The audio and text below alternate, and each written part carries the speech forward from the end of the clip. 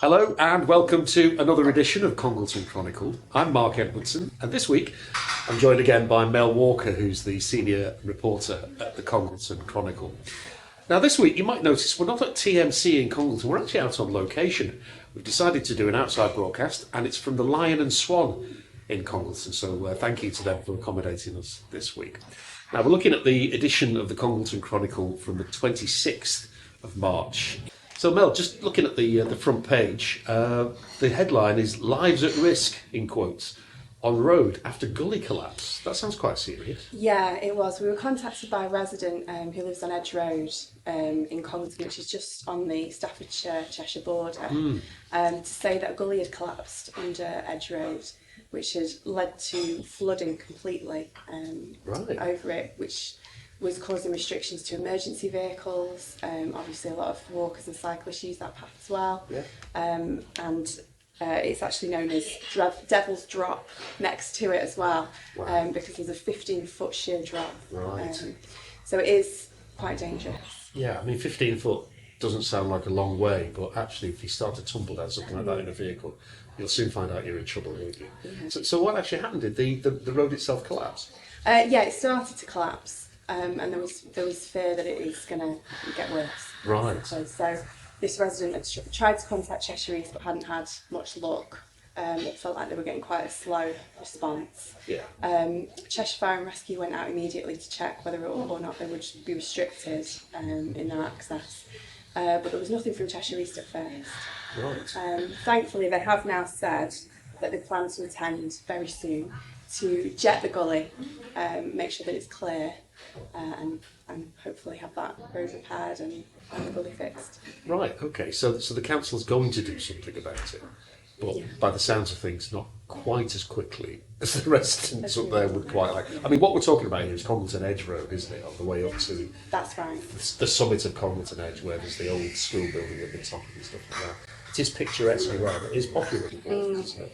Yeah. So it does need some sort of attention, doesn't it? Definitely. Yeah. Wow. Right. Well, fingers crossed for that. So Cheshire East haven't put a timescale on it. They haven't put a timescale. They're hoping. I mean, they said a site meeting scheduled this week, meaning the week that we're in now. Well, I suppose it'll be the week that's just gone. So yeah, hopefully very soon. Okay. All right. We'll keep our fingers crossed for that. Perhaps I should mention at the moment as well, while we're talking about roads, Congleton News and Views is running a competition, a weekly competition now called I can just nominate a pothole. What's your favourite pothole in Congleton? I know it sounds like really, really, really local radio, but it's proving quite popular. All you got to do is take a photograph of it, be safe while you do it. We don't want any accidents or any injuries, and just pop it on the Congleton News and Views Facebook page. And every Wednesday, we're going to choose who's got the best pothole of the week. Could be quite interesting, I think. Very interesting. Everyone's got a favourite. We're already getting quite a lot of nominations. Okay, so we're looking at page 11 now, Mel, aren't we? And everybody's favourite Liberal Democrat, Councillor Robert Douglas, looking very swish in his Rupert the Bear scarf there. Yes. Fuming. Lovely play on words over poultry idling fines. Yeah, so this is idling in your car, leaving the engine running, maybe when you're doing the school run, or in this case, by Brereton Heath Nature Reserve. Yes. So we think a lot of people are using the little cow shed, which is a nice area where people can grab a milkshake or a snack and things like that, and then they are parking up by the side of the nature reserve in the lay-by and just leaving their engine running. Now, it was highlighted by a Speedwatch group in Brereton, and apparently one of the members did actually approach somebody who left their engine idling for more than an hour. And were told, basically, to go away. Yes. Not greeted with the greatest of courtesies. No, unfortunately not. So, Councillor Douglas did raise this to Cheshire East, and thankfully they have now installed 2 no idling signs in lay-bys next to the nature reserve now, so we're hoping that will stop it from happening. Yeah, well, I mean, it's certainly an effort to draw attention to the problem, isn't it? Because I mean, it's one of those things, isn't it, idling? You can kind of understand why people do it if it's a cold day, because you don't want to get too cold inside your car, do you? Yeah. But the irony is, you go to somewhere like Brierson Nature Reserve because it's fresh air, it's lovely, it's the outdoors. Yeah. And then people just sit there polluting it with exhaust fumes.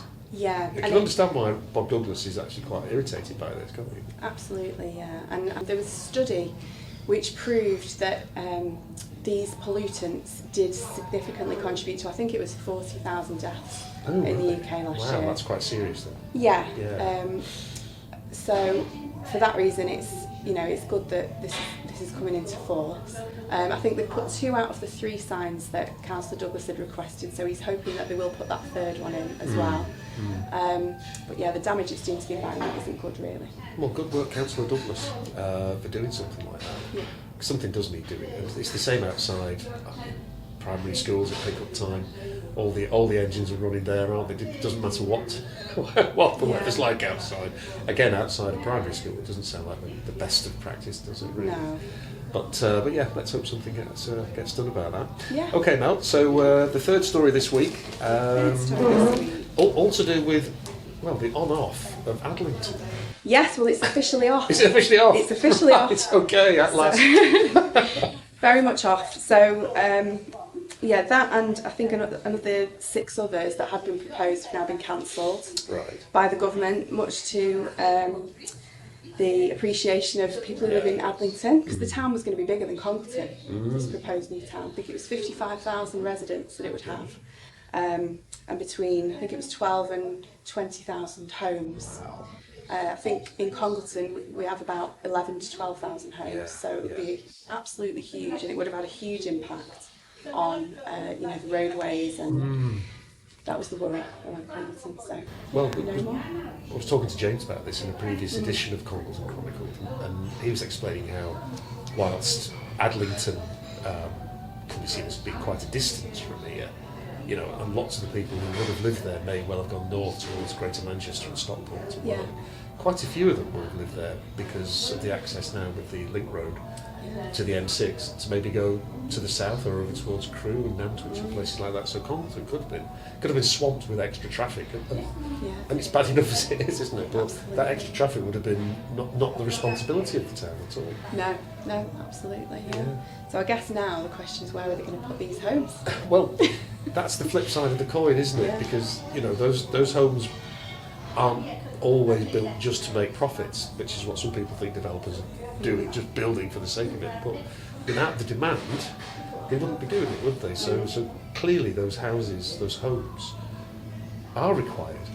Yeah. So have they given any indication as to if there's anywhere else in this part of the world that might be? Not to my knowledge, no. I don't think they have earmarked anywhere else apart from the obvious. I mean, there's a lot of proposed applications going in places like Sandbach. I think they are looking at an extra 2,300 homes over the next year. It's quite significant for Sandbach. Going in. Yeah. Oh, absolutely. Sandbach is about half the size of Congleton, isn't it? So another 2,500 homes in Sandbach is quite an increase, isn't it? Yeah, huge, and the infrastructure just isn't there to support them, is what they're thinking is at the moment. Yeah.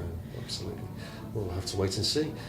But for the time being, the anti-Adlington campaigners are satisfied? Yes. Okay. Very pleased. Well, let's see how long that lasts. Are you back with us next week? I think it will be James Jackson. Is he back from his holidays? I believe so, yeah. Has he been somewhere nice? He's got a lovely tan. I don't know where he's got it from. All right, Mel, thanks for joining us today. Thank you. That's Mel Walker, who's the senior reporter for the Congleton Chronicle, joining me today for another edition of Congleton Chronicled. I'm Mark Edwardson, and I hope to see you next time. In the meantime, take care.